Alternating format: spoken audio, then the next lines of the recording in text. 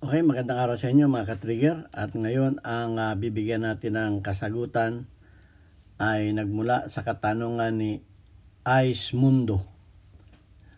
Okay, sabi niya, Boss, magandang araw po. May katanungan lang po. Ano po ba kaya ang dahilan bakit hindi bumabalik ang gatilyo ng isang 357 pagkatapos nakalabitin?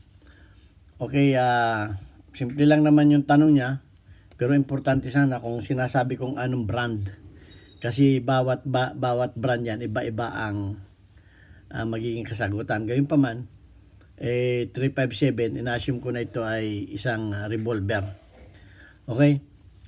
So bago yan, gusto ko muna bumati sa lahat, lalo tigit sa mga OFW, samang panig kayo ng mundo. Dalangin ko tayo ay nasa mabuting kalagayan, ilayo sa mga kapahamakan, aksidente, at ingatan ang ating mga kalusugan, sapagkat mahirap tayong magkasakit, hindi tayo aalagaan ng ating mga kamag-anak sapagkat tayo nag-iisa dito sa abroad. Okay? So, ako'y magpapasalamat din sa lahat ng aking mga subscriber na napadagdag na mahigit na 1.5k, 1,500k ang napadagdag sa ating subscriber at tumataas yung ating views dahil sa ako'y sinisipagan maggumawa ng videos dahil sa inyong magagandang comment, maliban lamang doon sa mga pailan ilan na sobrang magagaling. So, baliwala na sa atin yun. At ako'y nagpapasalamat sa lahat ng mga hindi nag-i-skip ng ads. Ang pakiusap ko, huwag kayong mag-skip ng ads sapagkat ako isang charity vlogger. Kaya ako'y nagtuturo ng libre at ang kinikita ko naman dito ay itinutulong ko sa 6 na estudyante na binibigyan ko ng mga allowance para sa kanilang mga pag-aaral.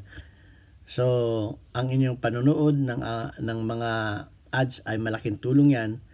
At kung meron kayong may tutulong para sa ating mga estudyante, mga beneficiaries, ay meron ako ditong itong GCash number. Yan, pangalan ng aking anak, siyang tumatanggap at siyang namamahala siyang pinapadalan ko ng pera. Dahil mahal ang bawat transaction ay 200 pesos, para isang tipid lang, diyan ko na lang pinapadala. At maraming salamat sa inyo. Siya nang bahalang ako magsasabi sa kanya kung kanino ibibigay ng mga estudyante. Alam din naman niya yan. Okay, maraming salamat sa inyo. At ngayon ay pupuntahan natin ang katanungan ni Ice Mundo. Ice Mundo. Ang ganda. Ice Mundo. Okay. So, ang problema niya, yung trigger, ay pag kinalabit, ay hindi na bumabalik. So, walang trigger return spring. So, kaya ko sinabing importante ang brand sapagkat iba-iba yan. Kamukha nitong Smith & Wesson.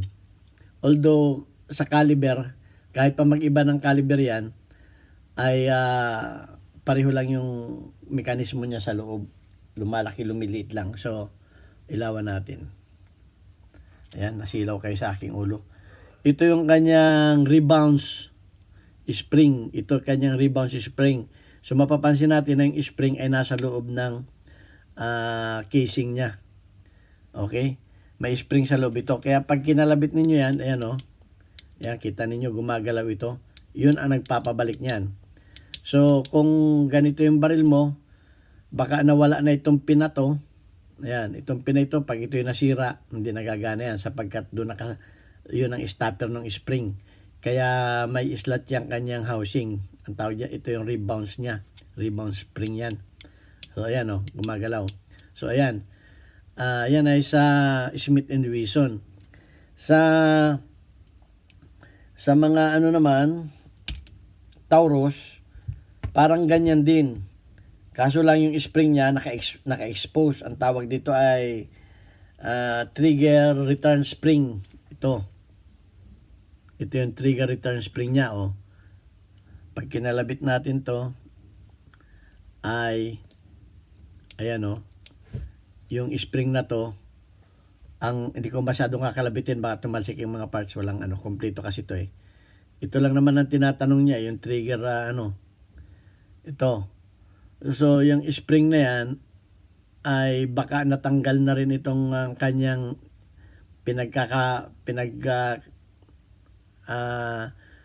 itong kanyang pindito, retainer spring, ay pag natanggal yan, ay hindi nagagana. O di kaya pag yan ay na-dislocate dito sa dulo dito, na-dislocate din yan, isa pa rin yan, hindi na lang gagana yan. So, importante talaga yung mga model para malaman. Sa mga Colt naman, iba naman ang Colt. So, wala akong Colt dito, nasa Armory. Yung mga Colt naman, nakalagay naman dito yung niya, yung pinakang mainspring niya ay flat. Nakalagay dito yan. At baka nawala yung kanyang kasi kasama na dito yung yung nagpapabalik niyan. Kasi ang naman nun, ang function naman nun, hindi direkta dito sa trigger, kundi nakadirekta dito. Pag ibinaba niya itong hammer, ay itutulak yun ng sear ng hammer, kasi ganito yan, no.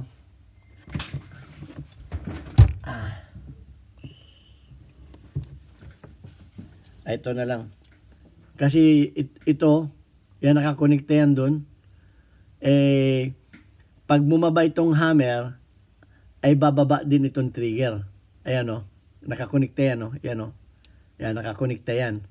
So ito na nakakonekta yan diyan. Ganun naman ang style ng ng mga Colt. Karamihan sa Colt ganun. Kaya hindi ko masagot ng direkta yung tanong mo, kundi ginawa ko na itong in general yung aking video. So ganun. Sa mga paltik naman, iba naman. Kung mapapansin naman yung paltik, may spring na ganito, na ginawa lang ng pati paltik sinama ko na. Ginawa lang na spring na ganito. Spring yan. Tapos yung spring na yan nakalagay dito. Yan, nakalagay yan dyan. At itong hand na to ay may kanal yan, na kung saan yung spring na pinitpit yung dulo, pinalapad, ay doon nakasakay ito. At itong spring na ito ang nagpapababa dyan.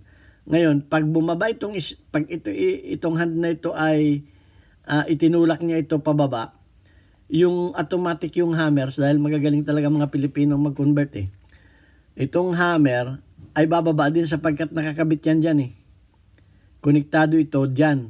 So pag itong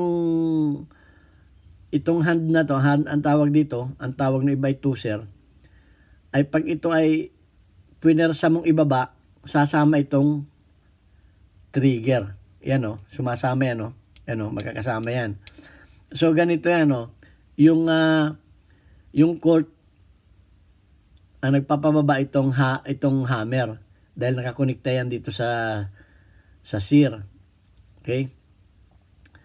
So yung lower sear ang nagpapababa dito sa trigger para bumalik siya.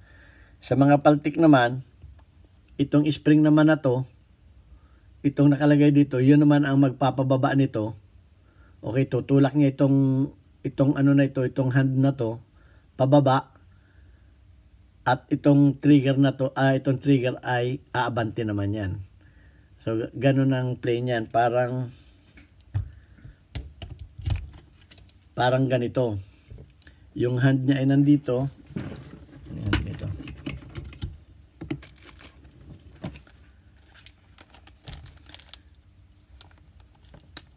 Papaliwanag ko lang sa inyo. Kasi marami mga paltik din Ito. Ito yung kanyang hand. Lagay natin dito. Yan. Ito yung kanyang hand. Okay, pag yung hand ay itinulak ninyo pababa, ayan tinan mo magkaano yan, magkasama yan. Pag itinulak niyo pababa yan,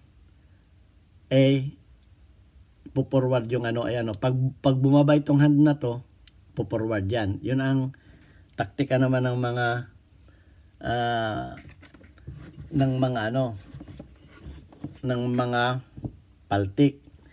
Okay, sa Colt naman, ito namang ang magpapaano naman diyan, tanggalin natin yung hand para malinaw.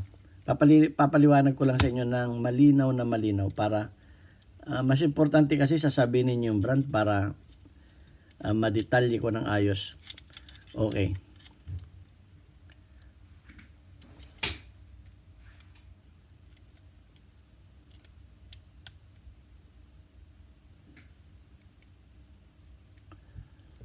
Lalagay ko lang yung hand niya. Ayan. Sa naman, ito namang sa Colt, pag bumaba itong hammer, pag bumaba itong hammer, pag nakaganyan siya, pag bumaba yung hammer, itutulak naman niya.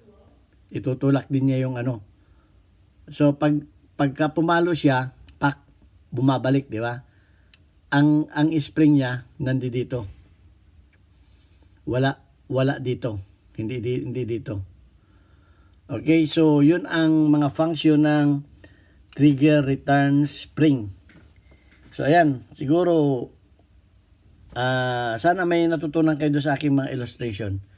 Dahil yung katanungan mo ay ay hindi mo sinabi ang model. So Ice Mundo, sana mapanood mo at sana malinawan ka at yung iba pang mga nanood ng aking videos. So ayan, hanggang dito na lamang at maghintay na lang ulit ako ng inyong mga katanungan at sasagutin natin sa abot ng ating makakaya. Disclaimer lang do sa mga sobrang gagaling na nag-comment dun sa nagtanong na anong bakal ba ang ginagawa na frame. Ay may nag-comment doon na dapat daw ako ay mag-review na. Reviewin ko daw yung mga carbon content ng mga bakal. Out of topic na yun. At saka yun ay nire-review yun ng mga kumukuha ng board exam sa engineering. Di na kailangan ng gasmate yun. Basta sinabi ko na kung anong bakal yun. At kung ilang carbon ang content ng bakal na yun, yun. Bagay, inulit din niya uli kung ay ang channel ko po ay hindi po pagalingan. Kung gusto niyo makipagbagalingan, wag dito sa channel ko. Basta naituro ko lamang yung direct to the point na itinuro ko, yun na yun. Hindi na ako higher level pa dahil ang hirap na yun, babalik pa tayo sa school ng mga carbon content. Tama na yung carbon content nung sinabi kong bakal. Hindi na dapat lahat ng bakal pag-aaralan pa natin yung carbon content. Hindi naman tayo kukuha ng board exam. Okay, ayan lang at maraming salamat sa inyo lahat sa inyong mga magagandang comment. Okay, at doon sa mga disclaimer, doon sa mga sobrang gagaling ay mag-stay lamang po tayo doon sa topic. Doon lang sa topic. Kung ano yung tanong lang, yun lang ang sinasagot ko. Hindi po ako pumupunta sa ibang topic. Okay?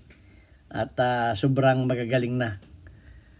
Sobrang magagaling na yung iba nating mga viewers. Okay, maraming salamat sa inyo lahat at sa inyong panonood. Thank you very much and God bless us all.